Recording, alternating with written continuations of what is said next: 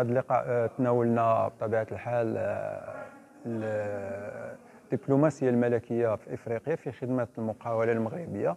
الهدف من هذا اللقاء اللي نظمته غرفة التجارة والصناعة والخدمات أنه دار بيضاء أنه نتحدثوا شوية على الفرص الاستثمارية اللي ممكن المقاولة المغربية تمشي لها في إفريقيا، وأشنا هو السبل ديال النجاح المقاولة المغربية في إفريقيا، علما بأن الزيارات الملكية المكثفة للقارة سهلت المامورية ديال هذه المقاولات، ولكن مازال بعض الأمور التقنية اللي تحدثنا عليها. وكانت هذه المناسبة كذلك أن نقدم الكتاب ديالي اللي صدر مؤخرا بعنوان محمد السادس الملك الإفريقي 20 سنة من الدبلوماسية المغربية في إفريقيا، وهو الكتاب الذي يتناول كل ما تم إنجازه في إفريقيا خلال هذه 20 سنة الماضية في جميع المجالات، سواء الاقتصادية أو الاجتماعية أو السياسية كذلك والدبلوماسية.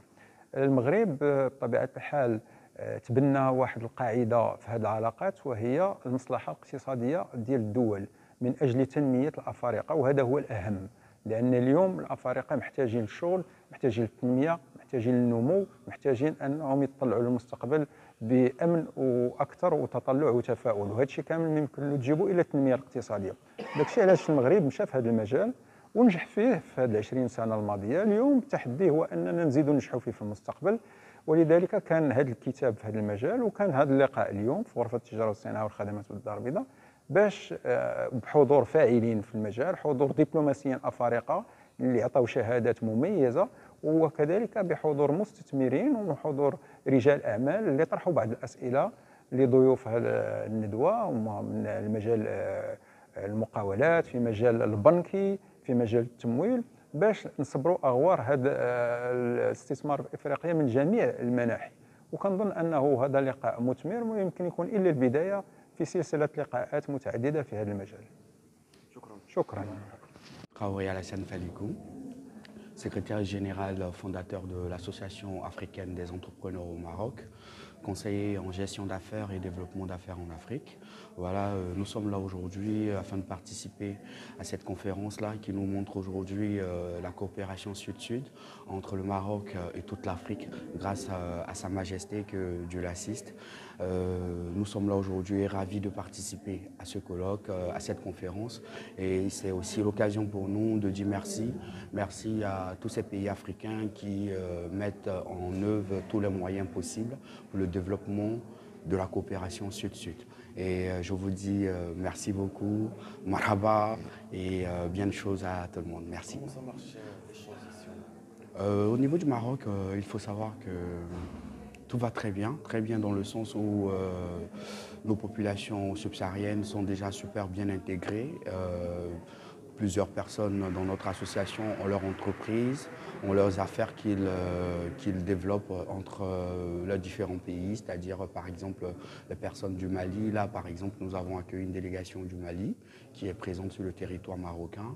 Il y a également une délégation ivoirienne qui doit arriver, et tout ça dans le sens du développement des affaires entre le Maroc et les différents pays, pour ne citer que ceci. Nous, notre association aujourd'hui, elle œuvre dans l'entrepreneuriat et dans le développement des relations sud-sud. Pourquoi sud-sud? Parce que tout simplement, je crois que l'Afrique a déjà tous les éléments, tous les arguments pour le développement durable du continent. Voilà. Merci à vous et à la prochaine. Merci beaucoup. La société Dalia Foods, je suis directeur export sénégalais. Voilà, donc j'assiste à cet événement en tant qu'ancien délégué régional de Casablanca de l'association sénégalaise au Maroc.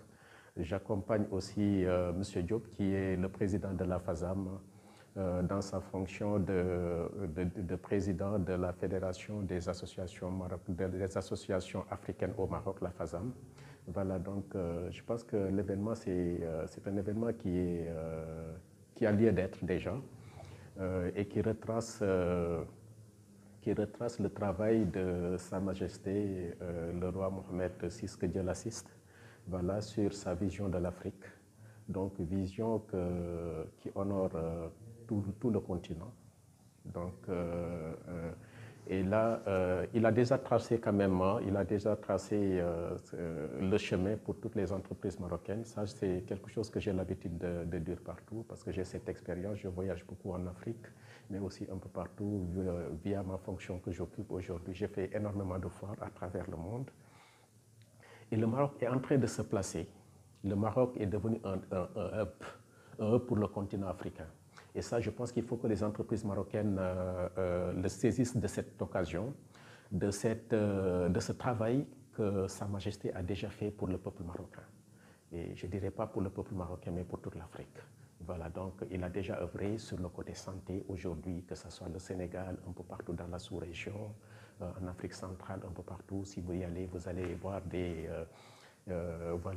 pharmacies, des industries pharmaceutiques qui sont des industriels marocains qui sont installés, qui emploient certes des expatriés marocains, mais aussi des gens qui sont bien dans le domaine et dans le pays. Donc, en tant que, par exemple, acteurs marocains, ils sont en train aussi de créer de l'emploi dans les autres pays. Et ça, c'est excellent, c'est à saluer.